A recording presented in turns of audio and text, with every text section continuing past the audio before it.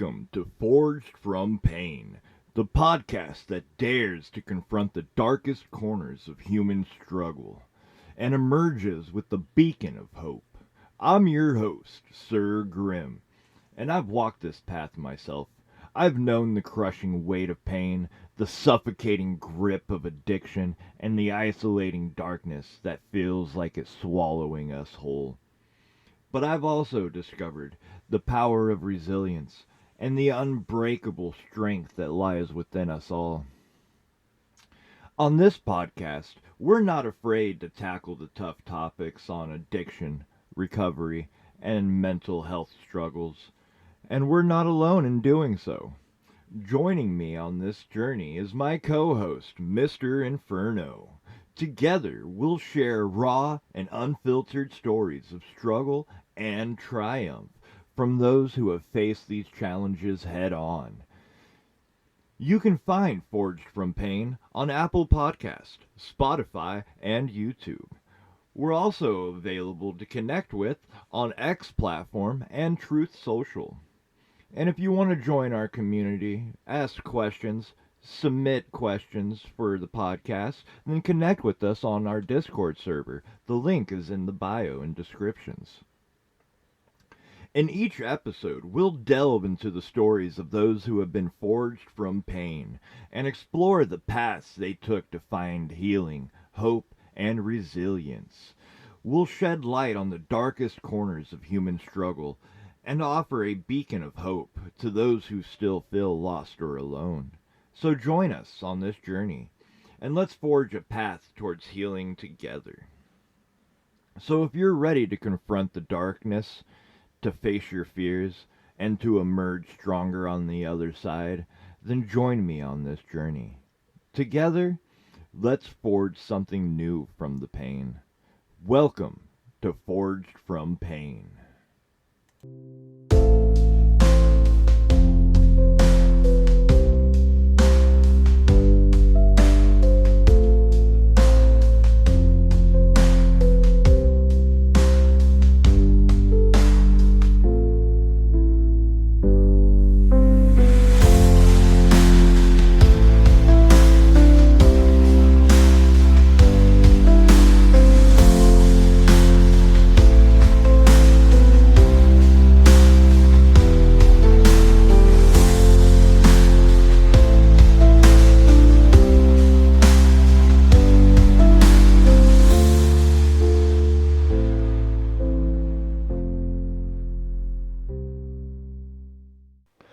Welcome to the first episode of Forged from Pain. I'm your host, Sir Grim. You see, I've spent the last 11 years walking the path of recovery. My journey has been far from easy, but it's given me a unique perspective on the struggles we face in addiction, recovery, and mental issues. You see, I've suffered alone blindly, numb and lost in addiction for 15 years. It consumed every corner of my life, and I lost everything that mattered to me. It was when I ended up in prison after hitting rock bottom that I finally realized that I needed help, and that is when I started my own journey towards recovery. In recovery, it's been anything but easy. It was a long, hard road filled with setbacks and struggles. But I learned that it's possible to overcome even the darkest of times. And some of that is what I want to talk about today. You see, we're going to be laying the foundation for this podcast, giving you a little bit of an understanding of what you will be hearing in future episodes. So I've put together two main topics that we will be discussing. And the first one is going to be the power of resilience. You see, resilience is the ability to withstand and recover from difficult situations. It's the capacity to bounce back from adversity, to adapt to challenging circumstances, and to emerge stronger and more capable than before. In the face of pain, struggle, and hardship, resilience is what allows us to keep going, to find hope, and to ultimately overcome any obstacle. And I'm sure many of you are going, but what makes resilience so powerful? You see, resilience isn't about being naturally strong or resilient. It's not about having a certain personality type or trait. Like, resilience is something that you will develop and cultivate over time. You see, we can break it down in a few key elements. The first one I would stick with would be that it's about perspective. You see, resilience is about having the right perspective. It's about being able to see the bigger picture, find the silver lining in any circumstance, and to understand that difficulties are just temporary and that they will pass. It's about being able to reframe challenges as opportunities for growth and learning. You see, resilience is also about connection. When we feel isolated and alone, it's much harder to bounce back from adversity. But when we have a strong support network, when we have people who care about us and can actually offer help and guidance, we're better equipped to handle difficult situations. You see, resilience is also about self-care. It's about taking care of our physical, emotional, and mental well-being.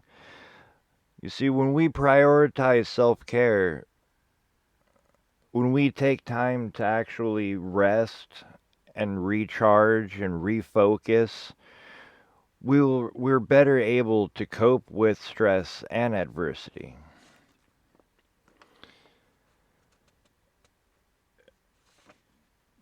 But most importantly, the starting steps, the main first key you're going to have to understand is that resilience is about learning from failure. You see, we all fail, but it is when we fail, the actions that we take next that truly define us.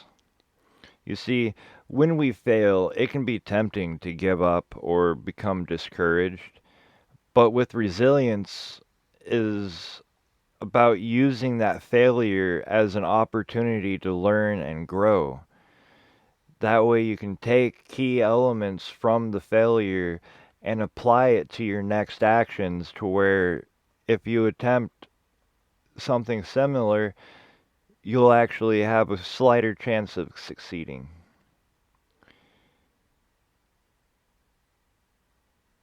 But most importantly, it's about being able to say, I may have failed this time, but I'm going to get back up and I'm going to try again and again and again. See, it doesn't matter how many times you fail, as long as you have the ability to get back up and keep going. You see, finally, resilience is about hope. Like, hope is what gives us the strength to keep going when things seem darkest. Hope is what reminds us that a better future is possible and things could, can, and will be better. We just got to understand that it's going to take time. Nothing is going to happen overnight.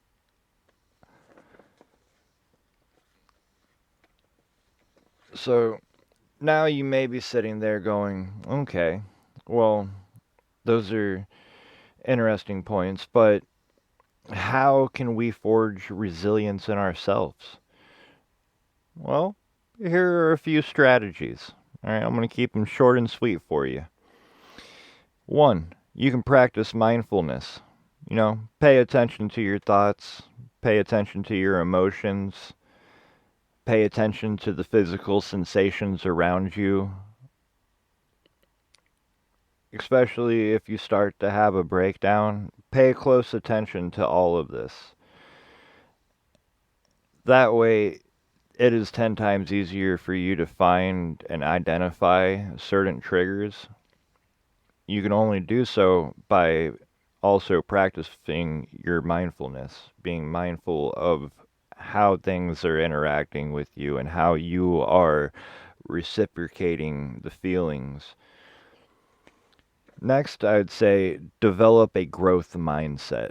Now, this is going to be the troubling part, but with dedication and practice and just keep hounding it in, it'll become easy as time moves on. That's the only one I'll say that actually gets easier as time moves on. I have another word for it, but we're trying to keep this PG. You know what I mean? All right. You see, a growth mindset is where you have the ability to view challenges as an opportunity for growth. You take it for knowledge. You retain all little tidbits of information and analyze it hardcore to where you know that next time, at least if you fail, you know it won't be because of that same scenario. Next is the number one thing. Like, if you don't have this, you're not going to make it very far. And I'm sorry to say that, but you got to build a support network. All right. Surround yourself with people who care about you and can actually offer you help and guidance. Now, that's friends, families, your loved ones. Remember, you don't got to be blood to be family. As long as you actually care for their well being and do not enable them. And we will actually touch on that subject in a future episode when we can slam down on that one. We might put that as like one whole episode instead of two subjects. We'll just do. Oh man, that's going to be a long one. All right, next up is going to be prioritizing your self care. Okay. Take care of your physical self as well as your emotional self because you need to be physically and mentally well. Like, you got to stay on top of both of them. Like, you can let your physicalness slide a little bit as long as you stay on top of your mental health. All right. That's going to be the biggest one. Next, biggest thing, like a hobby or anything like that, find meaning for yourself. Okay? Connect with something larger than yourself, whether it's a cause, a value, or a principle, a hobby. Like, do something. Go volunteer at your local VFW. Go volunteer at your local Boys and Girls Club with the troubled youth. Get out there, be proactive, build community, build resources.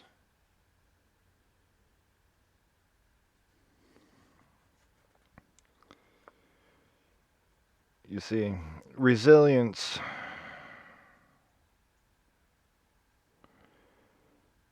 is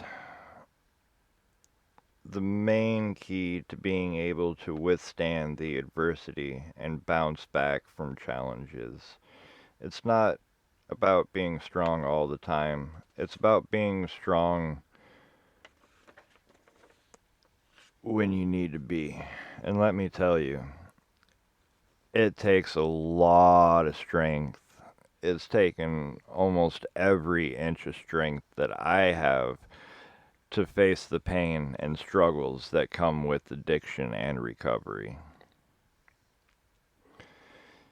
So, you see, for resilience is a powerful tool that allows us to overcome adversity and emerge stronger on the other side. It's not just about being strong or physically, naturally fit.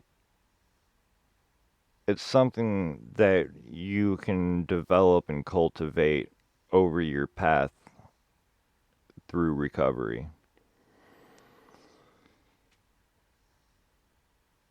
By practicing mindfulness, developing a growth mindset, building up your support network, and prioritizing self care. More importantly, practice gratitude and find meaning and joy in the smallest of things. And we can forge resilience in ourselves and overcome even the most difficult challenges.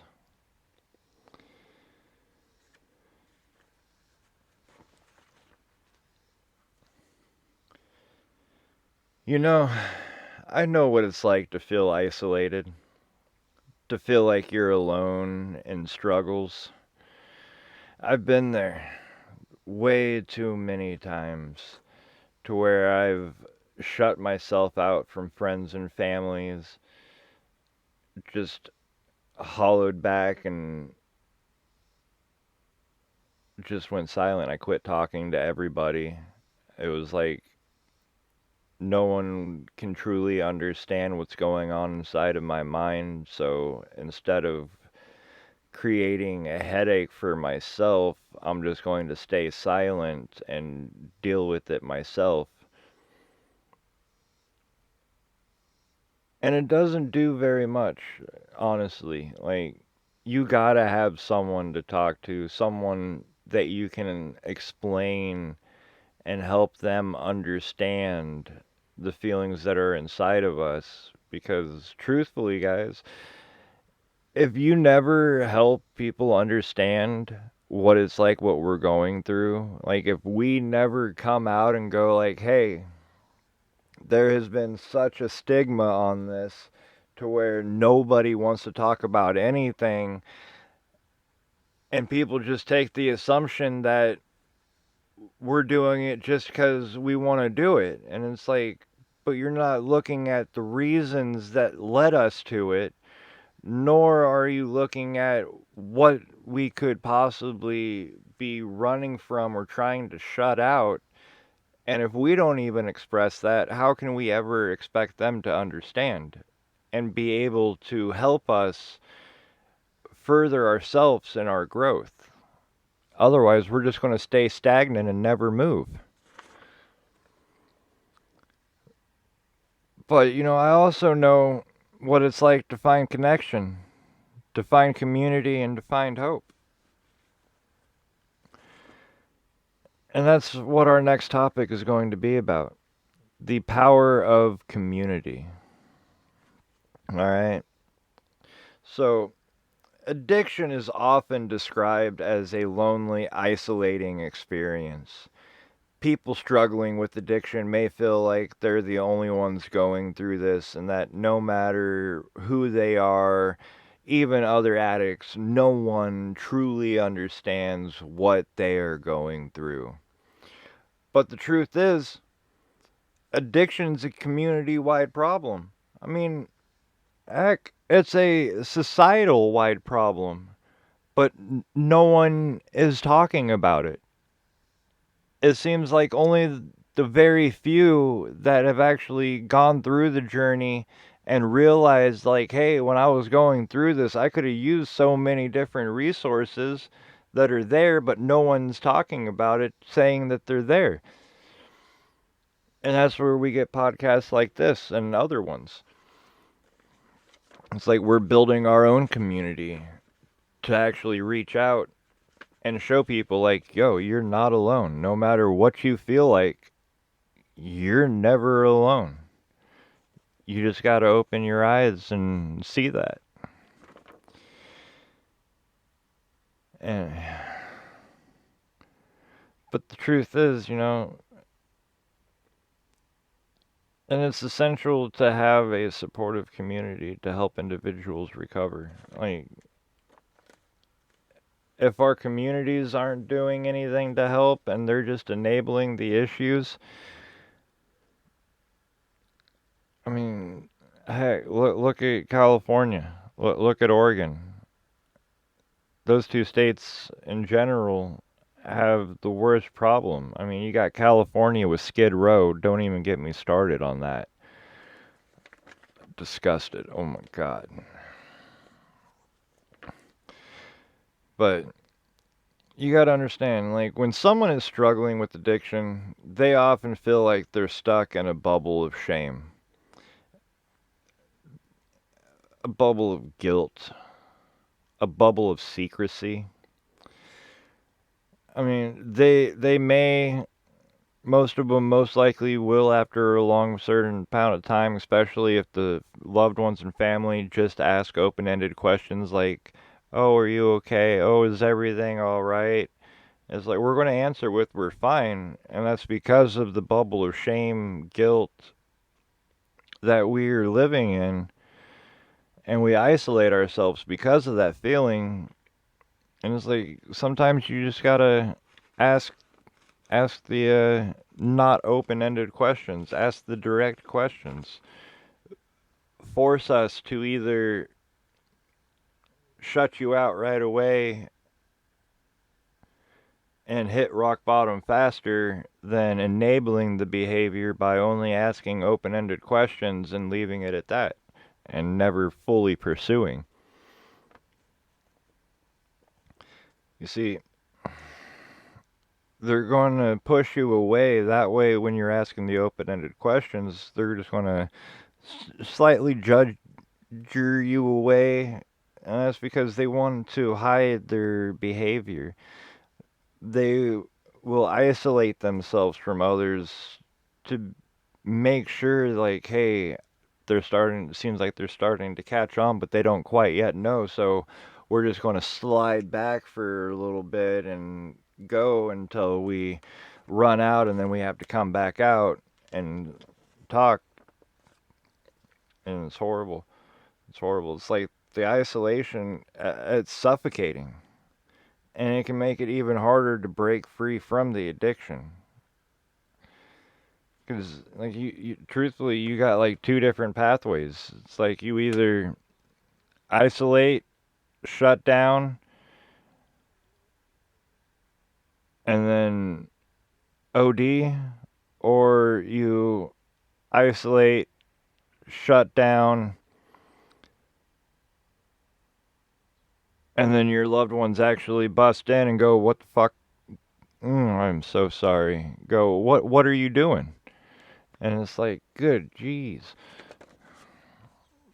And then they grab you and throw you into a rehab, or you check yourself into a rehab, or you go to prison, and then it's an automatic rehab, because you ain't getting much anything. I mean, you can get a lot of stuff inside of prison, but we'll discuss that later on another episode. You see, having a supportive community can make all the difference in recovery. When someone has a network of people who truly understand what they're going through, who can offer guidance and support, it can be a game changer. And I'll give you about 4 essential type of people that you need. All right, you're going to need people who understand the struggles and challenges of addiction. You're going to need people who can offer empathy and compassion no matter what. And well, I wouldn't say no matter what. I mean, there's some circumstances where you just need a reality check. And you're going to need people who can provide practical help and resources. So, whether that be 12-step programs, especially for practical help and starting off resources. But lastly, you're going to need people who can be a sounding board for your emotions and concerns, to where you can go to them and be like, look, I just need to vent real quick. I got some stuff in my mind that I just need to let out. It's like I don't need a response. I just need this to come out of my head to where it's no longer living rent free there, and just go at it. Just start firing away.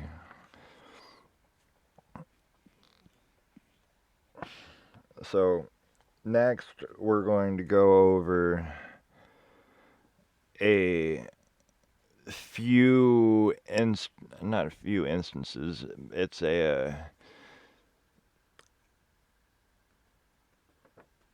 few things that can be a that you need to look for in a supportive community. I'm sorry, I choked up on my words there. So, a supportive community can help individuals stay motivated and accountable, as well as provide emotional support during difficult times, and offer a good sense of belonging and connection.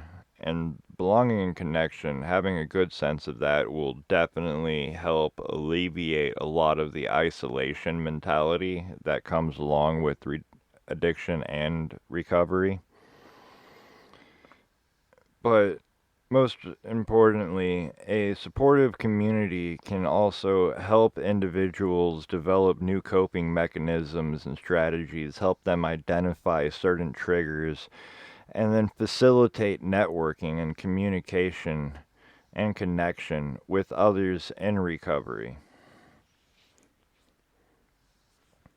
Now, I know many of you are probably asking yourselves, it's like, how can we create a supportive community for those who are struggling with addiction? Well, here are a few strategies. You can join or start up your own support groups locally. You can go look online for any 12-step programs, and you can find where they have ones that are heavily based in religion and ones that are not, that are just more communal based. And like, I'll post a lot of these links in our Discord, and we have a channel specifically just for resources. So I'll probably turn that into a forum page and make certain forums for certain resources just to help better alleviate the confusion. Uh, Another strategy is just building relationships. You know, go out to your local VFW and volunteer, meet local vets, talk with them, interact with them. I mean, you can go to a lot of these places and build a relationship with your local community. You can go to the Boys and Girls Clubs, volunteer there to help inspire the youth. You can, what other ones? The YMCA, volunteer there. I mean, we'll have a list of things that we can do, and I'll swing back to that on a later episode, and we'll pound into these topics as one whole episode. That way we can throw in all sorts of resources and leave everything else, all the links and whatnot, down in the Discord. Now,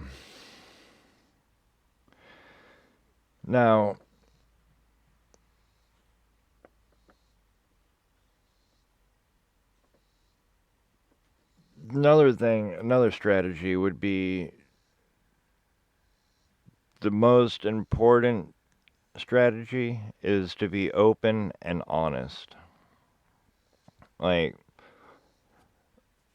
when you go out there, if you go to any of these 12-step programs, when you go to introduce yourself, be open and honest. Like, no one there is going to judge you. I mean, it doesn't matter what you've done. They've probably done worse things, but just open up. Let yourself go. Like, normally it takes about 2 sessions to actually achieve that. Like, the first session you go, it's okay to be quiet. It's okay to just not talk, but listen. And I can't put enough emphasis on that. Like, listen and listen hard. Soak it all in, take it in, and retain all of that information. All right? Because then you won't feel that emptiness inside of you the next time you go, and then you go to share your story, your struggles, and then you can start building and getting up your hopes with others. All right.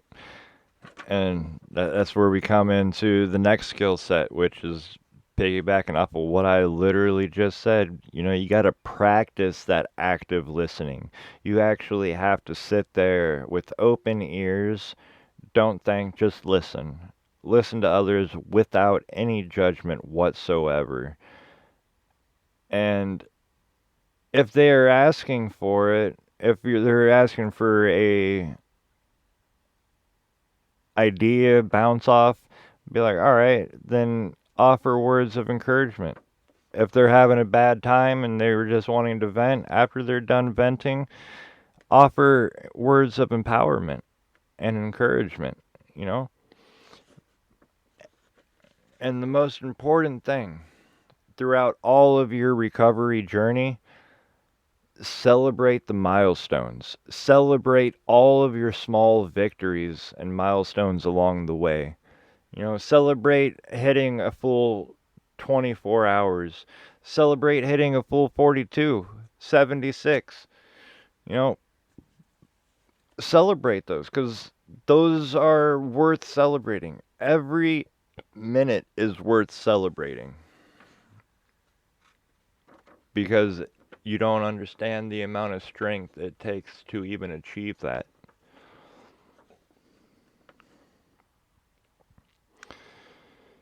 You know, having a supportive community is crucial for recovery. It's essential to surround yourself with people who actually understand what you're going through. That way they can offer guidance and support when you need it most. So having a supportive community is crucial for anyone struggling with addiction, struggling with recovery, struggling with just mental issues, period.